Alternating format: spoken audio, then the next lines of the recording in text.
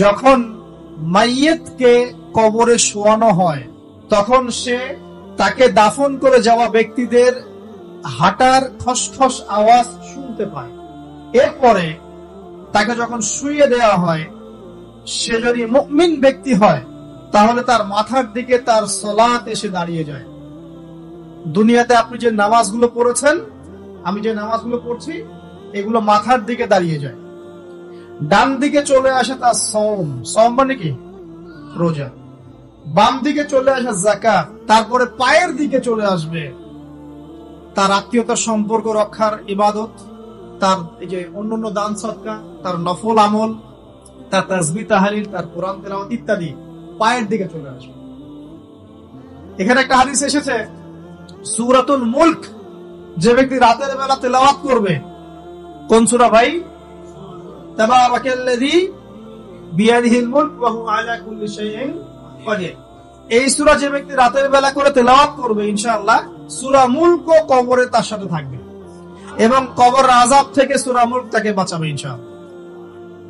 আমি বুঝাচ্ছি যে কি অবস্থাটা হবে। এবার দুজন ফেরেশতা মাথার দিক থেকে আসবেন, আসতে চাইবেন, সালাত বলবে এখান দিয়ে আসা যাবে না, এদিক দিয়ে আসা যাবে না। ডান দিক দিয়ে আসতে চাইবেন, এদিক দিয়ে আসা যাবে না। বাম দিক দিয়ে আসতে চাইবেন, যাকাত বলবে এদিক দিয়ে আসা যাবে না। পায়ের দিক দিয়ে আসতে চাইবেন, আমলগুলো বলবে এদিক দিয়ে আসা যাবে না। তখন যাই হোক তারা আসবেন। এটা তাদের এটা কথা কি? এটা কথাটা হচ্ছে যে সালাতের গুরুত্ব, মানে সে সালাত আদায় করেছে, সে আমার হক আদায় করেছে, আমি তার পক্ষে আছি, পক্ষে বুঝাচ্ছে। রোজা করবে, আমি ওর পক্ষে আছি, তাকে আপনি কোনো শাস্তি দিবেন না, আমি তার পক্ষে আছি। আপনারা দুজন তাকে শাস্তি দিবেন না, আমি যাকাত তার পক্ষে আছি, এটা পক্ষে থাকার কথা। তারপরেও তারা আসবেন, চোখগুলো হবে নীল এবং কালো বর্ণ, নীলাভ চোখের, কালো। মুনকার নাকি? উঠে বসিয়ে দেওয়া হবে। এবার তিনটা প্রশ্ন। প্রথমে প্রশ্ন হচ্ছে কি, মান রব, তোমার রবকে? তখন মুমিন বান্দা বুক ফুলিয়ে বলবে রব্বি আল্লাহ, আমার রবকে আল্লাহ। পৃথিবীতে যে ব্যক্তি আল্লাহর সাথে শিরিক করে নাই, আল্লাহ তাওহীদের উপর থেকেছে এবং তার উপরে মৃত্যুবরণ করেছে, ইনশাআল্লাহ সে ব্যক্তি এর উত্তর নির্দ্বিধায় দিতে পারবে ইনশাআল্লাহ। আর দুনিয়াতে যে বা যারাই আল্লাহর সাথে শিরক করবে, আল্লাহর সাথে শিরকের পাপে লিপ্ত হবে, ওই অবস্থায় মারা যাবে, তাওহীদের উপর থাকবে না, কোশ্চিন কালেও মান রব্বুক উত্তর দিতে পারবে না। তারপরে প্রশ্ন হয়ে যাবে মা দীনুক, তোমার দিন কি ছিল? মুমিন বান্দা উত্তর দিবে কি? দিন ইয়াল ইসলাম, আমার দিন ছিল ইসলাম। এখানে শুনে রাখেন, পৃথিবীতে যারা ইসলামকে পরিপূর্ণ রূপে পালন করবে তারাই এই উত্তর দিতে পারবে ইনশাআল্লাহ। যারা ইসলামকে ঠাট্টা বিদ্রুপের, হাসি তামাশার পাত্র বানিয়েছে, মন চাইলে কিছু করি, মন চাইলে কিছু করি না, সহজগুলো একটু আমল করি, বাকি কিছুর আমল ধারি না, হ্যাঁ, নামাজ পড়ি, সুদ ছাড়তে পারি না, ঠিক আছে, বছর বছর উমরা করি, এদিকে ঘুষ দুর্নীতি ছাড়তে পারি না, ইসলামকে ঠাট্টা তামাশার পাত্র বানিয়েছে, এরা কোশ্চিন কালে উত্তর দিতে পারবে না মা দীনুক, দিনে পরিপূর্ণরূপে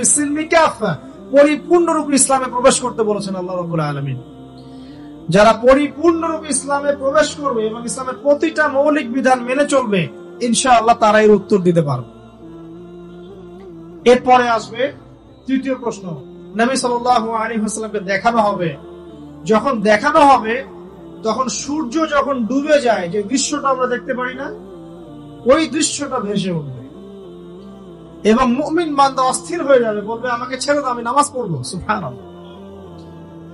কারণ তার কাছে মনে হবে যে আসরের ওয়াক্ত হয়ে গেছে, আসরের ওয়াক্ত চলে যাচ্ছে, আমাকে নামাজ পড়তে হবে। চিন্তা করেছেন? ওই যে একটা হাদিস আছে না, যে 7 শ্রেণীর মানুষকে আল্লাহ রাব্বুল আলামিন আরশের ছায়া দিবেন, তার মধ্যে এক শ্রেণীর মানুষকে যার অন্তর মসজিদের সাথে ঝুলে থাকে, তার মন মসজিদের সাথে ঝুলে ছিল, এই সূর্য ডুবে গেল বলে আমাকে ছেড়ে দাও, নামাজ পড়তে যাও।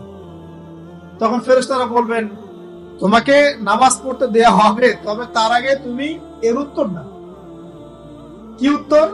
এই ব্যক্তির দিকে তাকাও। তখন নবী সাল্লাল্লাহু আলাইহি ওয়াসাল্লামকে দেখানো হবে, সাল্লাল্লাহু আলাইহি ওয়াসাল্লাম দরুদ পড়বেন। বলা হবে যে এই ব্যক্তির সম্পর্কে তোমার কি ধারণা? মান হাযা রাজুলু বুইসা ফীকুম, এই ব্যক্তি কে যাকে তোমাদের কাছে পাঠানো হয়েছিল? মুমিন ব্যক্তি নির্দ্বিধায় বলে দিবে যে তিনি হচ্ছেন আমার নবী মুহাম্মদুর রাসূলুল্লাহ সাল্লাল্লাহু আলাইহি ওয়াসাল্লাম। দেখুন, পৃথিবীতে যে বা যারাই নবী সাল্লাল্লাহু আলাইহি ওয়াসাল্লামের সুন্নতের উপর আমল করবে, ইনশাআল্লাহ সে তার উত্তর দিতে পারবে। দুনিয়াতে যারা নবীর সুন্নতের 5 পয়সা পরোয়া করছে না, তার আদর্শের 5 পয়সা দাম দিচ্ছে না, তারা কোশ্চিন কালে উত্তর দিতে পারবে। নাম হতে পারে আব্দুর রহমান, আব্দুর রহিম, নবীর সুন্নতের ধার ধারে না, তারা উত্তর দিতে পারবে। নবীর সুন্নতের গুরুত্ব কত গভীর, এটা আমাদেরকে এখান থেকে বুঝতে হবে। তাই প্রিয় যুবক ভাইরা, মুসলিম ভাইরা, আমাদের জীবনটাকে নবীর আদর্শ এবং সুন্নতে ঢেলে সাজাতে হবে। সকাল থেকে সন্ধ্যা পর্যন্ত প্রতিটা কাজ করবো কার তরিকায়? রাসূলের তরিকা। নামাজ পড়বো তার তরিকায়, রোজা, সিয়াম, হজ, যাকাত, আমল, মুআমালাত, আখলাক সব কার তরিকায়? নবী সাল্লাল্লাহু আলাইহি ওয়াসাল্লামের তরিকা অনুযায়ী ইনশাআল্লাহ। আল্লাহ পাক তৌফিক এনায়েত করুন, আমিন। এবার ফেরেশতা দুইজন জিজ্ঞাসা করবেন অবাক হয়ে যে তুমি কিভাবে এটা জানলে? তুমি কিভাবে এই 3টা প্রশ্নের উত্তর দিতে পারলে? কারণ বেশিরভাগ মানুষ তো উত্তর দিতে পারবে না, বেশিরভাগ মানুষই এই উত্তর দিতে পারবে না। কারণ কিয়ামতের মাঠে 1999 জন মানুষ জাহান্নামে যাবে। নাউযুবিল্লাহ। তো এটা কঠিন পরীক্ষা। আল্লাহ রাসূল সাল্লাল্লাহু আলাইহি ওয়াসাল্লাম বলেছেন যে নিশ্চয়ই তোমাদেরকে এখানে পরীক্ষায় ফেলা হবে, আর তোমরা যদি এই পরীক্ষা জেনে তোমাদের মৃতদেরকে দাফন করা থেকে বিরত না থাকতে, তাহলে আমি তোমাদেরকে শুনিয়ে দিতাম কবরে কেমন পরীক্ষা হয়। মানে যদি আমরা শুনতে পারতাম যে কবরে কেমন পরীক্ষা হয়, আমরা ভয়ে আমাদের মৃতদেরকে দাফন পর্যন্ত করতাম না। এটা নবীজি বলছেন সাল্লাল্লাহু আলাইহি ওয়াসাল্লাম। তাকে জিজ্ঞাসা করা হবে যে তুমি কিভাবে জানলে এটা? বেশিরভাগ মানুষ তো পারে না উত্তর দিতে। তখন সেই ব্যক্তি বলে বসবে, সেই ব্যক্তি বলবে যে করাতু কিতাব আল্লাহ, আমি আল্লাহর কিতাব এই কোরআন পড়েছি। মুমিন বলবে আমি আল্লাহর কোরআন পড়েছি, ফাআমানতু বিহি, আমি এর উপর ঈমান এনেছিলাম, ওয়া সাদ্দাকতু, এবং সত্যায়ন করেছিলাম। সুবহানাল্লাহ। অতএব দুনিয়াতে যারা দ্বীনের জ্ঞান অর্জন করছে না, কোরআন পড়ছে না, হাদিস পড়ছে না, পড়াশোনার চেষ্টা করছে না, জানার চেষ্টা করছে না, কবরে পার হওয়া ডিফিকাল্ট আছে। এটা একটা অন্যতম প্রশ্ন। আমরা কিন্তু মনে করি 3টা প্রশ্ন হচ্ছে, আসলে প্রশ্ন হচ্ছে কয়টা? 4টা। 3টার পরে আরো একটা এক্সট্রা। কিভাবে জানলে? তখন উত্তর দিচ্ছে আমি আল্লাহর কিতাব পড়েছি, ঈমান এনেছি, সত্যায়ন করেছি। সুবহানাল্লাহ। নবী সাল্লাল্লাহু আলাইহি ওয়াসাল্লাম হাদিসের পরের অংশে বলছেন যে যখন কাফের বান্দাকে উঠানো হবে, তখন ডানেও কিছু নাই, বামেও কিছু নাই, সামনে পিছনে কিচ্ছু নাই। মাথার দিক থেকে ফেরেশতারা চলে আসবেন, উঠিয়ে বসানো হবে, প্রশ্ন করা হবে কে তোমার রব? একটাই উত্তর, লা আদরি, আমি জানি না। নাউযুবিল্লাহ। কি তোমার দিন? লা আদরি, আমি জানি না। এই যে আল্লাহর তো খবর নাই, আল্লাহ পাকের বিধান মেনে চলার কোনো খবরই নাই, পরোয়াই নাই। সে জানবে কিভাবে ইসলাম কি জিনিস? সে জানবে কিভাবে আল্লাহ কি জিনিস? ও তো আল্লাহকে চিনেই না। দিব্যি বলে বেড়াচ্ছে মহাবিশ্ব সৃষ্টি হয়েছে বিগ ব্যাং থেকে, আল্লাহ বলে কেউ নাই। মানুষ সৃষ্টি হয়েছে বান্দর থেকে। নাউযুবিল্লাহ। ওই যে ডারউইনের মতবাদ, থিওরি অফ এভলিউশন নাকি? হ্যাঁ, তাই তো মনে হয়। অনেকদিন আগে পড়ছি ভাই, ভুলে গেছি। তো যাই হোক, মানুষ তো আল্লাহকে চিনছে না। এখনো মানুষ মনে করছে যে আল্লাহ বলতে কেউ নাই। এবং এই মুক্ত চিন্তার নামে, বাক স্বাধীনতার নামে নাস্তিকতার যে চর্চাটা বেড়েছে বাংলায়, এটা আশঙ্কাজনক। বড় বড় বিশ্ববিদ্যালয় থেকে পড়ে আসছে, অনেক সময় দেখলাম বড় বিশ্ববিদ্যালয়ের প্রফেসর, সে বলছে যে মহাবিশ্ব বিগ ব্যাং দিয়ে সৃষ্টি হয়েছে, সৃষ্টিকর্তা নাই এখানে। তো মুসলিম বিজ্ঞানীর একটা কথা বলতেন যে মানুষ বিজ্ঞান সম্পর্কে অল্প জানলে নাস্তিক হয়ে যায়, আর অনেক গভীর জ্ঞান অর্জন করলে আল্লাহর কাছে আত্মসমর্পণ করে। খেয়াল করে দেখবেন, ডক্টর, ইঞ্জিনিয়ার যারা বড় বড় লেভেলে চলে গেছেন, অনেক সিনিয়র, তারা কিন্তু বেশিরভাগ নামাজি দেখবেন, নামাজ পড়ে, দান সদকা করে, সমাজ কল্যাণমূলক কাজ করে, তারা কিন্তু রোগীর সেবা করতে গেলেও বলে যে নামাজ পড়িয়েন, রোজা রাখিয়েন, তারা কিন্তু বলে। অনেক ডক্টর আমি দেখেছি এমন, যারা যত বেশি গবেষণা করে তারা তত বেশি আস্তিক হয়ে যায়, আর টুটাফাটা গবেষণা করলে নাস্তিক হয়ে যাবে। কত প্রশ্ন, ইসলামের এটা কেন, ওইটা কেন, ইসলামে বহু বিবাহ কেন, হ্যাঁ ইসলামে কি পর্দার বিধান কেন, তারপর ইসলামে এত রেস্ট্রিকশনস, এত বাইন্ডিংস কেন, হ্যাঁ স্বাধীনতা নাই কেন, কত প্রশ্ন। ইসলামের এগেইনস্টে কত তীর এখন ছোড়া হচ্ছে। তো এই ব্যক্তি কেমন করে উত্তর দিবে যে মাহদিনুক, তোমার দিন কি? আল্লাহর দিকে কত প্রশ্ন ছোড়া হচ্ছে, কত শিরকের পাপ আমরা করছি, অনেক সময় মুসলিম হয়েও শিরকের পাপ করছি। কিভাবে উত্তর দিবে মানবন্ধ? 3 নাম্বার প্রশ্ন যখন করা হবে এই ব্যক্তিকে, দেখো দেখি, সে বলবে যে আমি জানি না এই ব্যক্তিকে, তবে শুনেছিলাম, মানুষের মুখে শুনেছিলাম, মানুষ যা বলতো আমি তাই বলতাম। মানে সে রাসূল সাল্লাল্লাহু আলাইহি ওয়াসাল্লামের নাম শুনেছিল হয়তো বা, কিন্তু তার সুন্নত বা আদর্শ কখনো মেনে চলে নাই, পারল না। এবার জান্নাতি ব্যক্তি হলে কি হতো? ওই যে সূর্য ডুবছিল যেখানে, তার দৃষ্টির সীমা পর্যন্ত কবরকে প্রশস্ত করে দেয়া হতো, এবং জান্নাতের একটা দরজা তার কবরে খুলে দেয়া হবে। এটা কিভাবে করা হবে সেটা আল্লাহ পাক জানেন, এটার ব্যাখ্যা করার জ্ঞান আল্লাহ আমাদেরকে দেন নাই। যেই মানুষের ক্ষুদ্র জ্ঞানে মানুষ ব্যাকটেরিয়া ভাইরাস নিয়ে গবেষণা করতে হিমশিম খেয়ে যায়, সে মহাবিশ্বের স্রষ্টা নিয়ে কিভাবে গবেষণা করে? আল্লাহ পাকের অসীম জ্ঞানের সামনে আমার জ্ঞান কি? খুবই ক্ষুদ্র। একটা হাদিসে এসেছে বুখারী শরীফের মধ্যে, যে একটা মহাসমুদ্রের মধ্যে যদি একটা পাখি 1 ফোঁটা পানি উঠিয়ে নিয়ে যায়, ওই 1 ফোঁটা পানি হচ্ছে মহাবিশ্বের জ্ঞান, আর বাকি পুরো মহাসাগর হচ্ছে আল্লাহ পাকের জ্ঞান। তো আমরা এই ক্ষুদ্র জ্ঞানের মানুষ হয়ে আল্লাহর জ্ঞানকে কেমন করে পেনিট্রেট করতে পারি? তো আল্লাহ পাক জান্নাতের দরজাগুলো খুলে দিবেন, একটা দরজা খুলে দিবেন, সেখান থেকে বাতাস আসবে, জান্নাতের নাজ নিয়ামত উপভোগ করতে থাকবে, এবং তার রূহটাকে সবুজ রঙের পাখির আকৃতিতে জান্নাতে রেখে দেওয়া হবে। ইল্লিন মানে ওখানে জান্নাতের নিয়ামত সে পাবে। এটাকে বলা হয় দারুল বারজাখ, বারজাখের জীবন। জীবন অনেকগুলো, একটা ছিল রুহের জগৎ। রুহের জগতে আমরা সবাই ছিলাম। শোনেন, রুহের জগতে যার সাথে যার বন্ধুত্ব ভালোবাসা গভীর ছিল, দুনিয়াতে তার সাথে তার ভালোবাসা বেশি। এটা হয়তো জানেন না, জানতেন হাদিসটা? রুহের জগতে যদি কখনো আপনার সাথে আমার দেখা হয়ে থাকে, দুনিয়াতে আপনার সাথে আমার দেখা হবে ইনশাআল্লাহ। রুহের জগতে যদি আপনার আমার মধ্যে ঘনিষ্ঠ ভালোবাসা থেকে থাকে, এখানেও ভালোবাসা হয়ে যাবে ইনশাআল্লাহ। এটা বলে আমি আবার তোমাদের বয়ফ্রেন্ড গার্লফ্রেন্ড ভালোবাসা বুঝাই নাই, ওই ভালোবাসার কথা বলি না। আবার রুহের জগতে বিদ্বেষ, এখানেও দেখবেন বিদ্বেষ।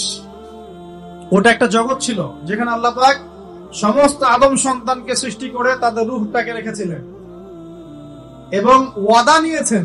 কি ওয়াদা? আল্লাহ পাক বলেছিলেন আলাস্তু বিরাব্বিকুম, সূরা আরাফের 182 নম্বর আয়াত পড়ে দেখবেন, 182 নম্বর আয়াত। আল্লাহ পাক বলেছিলেন যে আমি ওয়াদা নিয়েছিলাম, আলাস্তু বিরাব্বিকুম, আমি কি তোমাদের রব নই? আমরা সবাই বলেছিলাম বালা ইয়া রাব্বি, অবশ্যই আপনি আমাদের রব। দুনিয়াতে এসে আমরা ভুলে গেছি।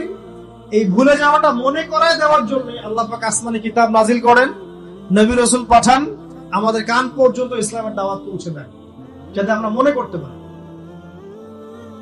এবার আসেন রুহের জগতের পর আসলাম এই যে দুনিয়ার জগৎ, দারুদ দুনিয়া। দুনিয়ার মধ্যে আছি হয়তো 50, 60, 70, 100 বছর হাইয়েস্ট।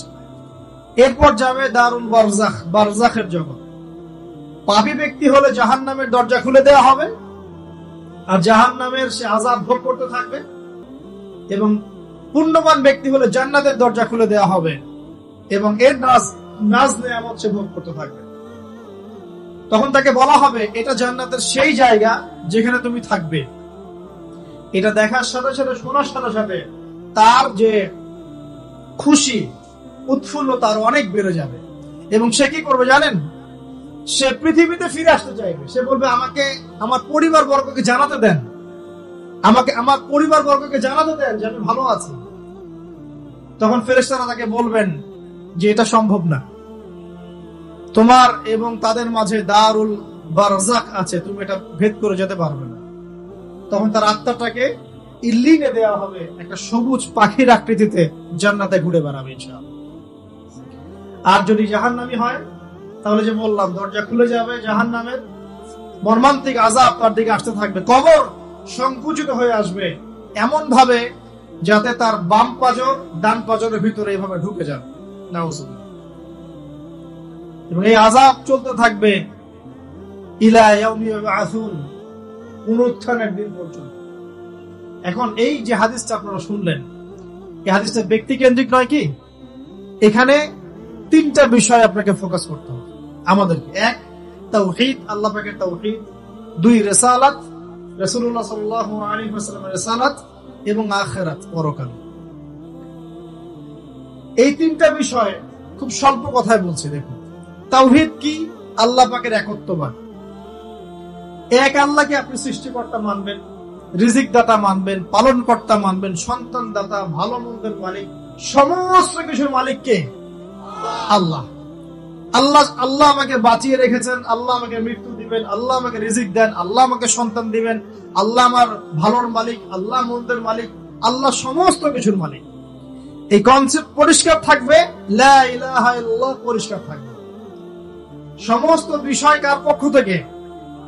আল্লাহর পক্ষ থেকে। এই তাওহীদ, শর্ট সংক্ষিপ্ত কথায় বললাম তাওহীদ। এর মধ্যে তিনটা ক্লাসিফিকেশন আছে: রুবুবিয়্যাত, উলুহিয়্যাত, আসমা ও সিফাত। এটা আপনারা কিতাবুত তাওহীদ বই থেকে পড়ে নিয়েন। সংক্ষেপে বলে দেই, রুবুবিয়্যাত আল্লাহ পাকের সমস্ত বিষয়গুলো তার দিকে সম্বন্ধ করা, সৃষ্টিকর্তা, পালনকর্তা, রিজিক দাতা সবকে আল্লাহ। উলুহিয়্যাত কি? দুনিয়াতে এসেছি আল্লাহ পাকেরই দাসত্ব করতে হবে, অন্য কারো দাসত্ব চলবে না, তাওহীদ উলুহিয়্যাত। আসমা ও সিফাত কি? আসমা ও সিফাত মানে হচ্ছে আল্লাহ পাকের নাম, গুণাবলী গুলো আছে। আল্লাহ পাক রহমান, আল্লাহ পাক রহিম, আল্লাহ পাক রাজ্জাক, হ্যাঁ, আল্লাহ পাক গফুর, আল্লাহ পাক শাদীদুল ইকাব। সমস্ত গুণাবলী কার? আল্লাহ। এই হলো আসমা ও সিফাত। আল্লাহ পাক যেমন, আল্লাহ পাক তেমন, আল্লাহ পাক নিজের মতো, কারোর সাথে তুলনীয় নন। হুয়াল্লাহু আহাদ, একক। আল্লাহুস সামাদ, তিনি অমুখাপেক্ষী। লাম ইয়ালিদ ওয়া লাম ইউলাদ, তিনি জন্ম দেননি, জন্মিতও নন। ওয়া লাম ইয়াকুল লাহু কুফুয়ান আহাদ, তার সমতুল্য আর কিছুই নাই। আল্লাহ থেকে সবকিছু হয়, এটাই হলো তাওহীদ। এখন এর অপোজিশন কি? শিরক। তাওহীদের বিরুদ্ধে গেলে কি হয়ে যাবে?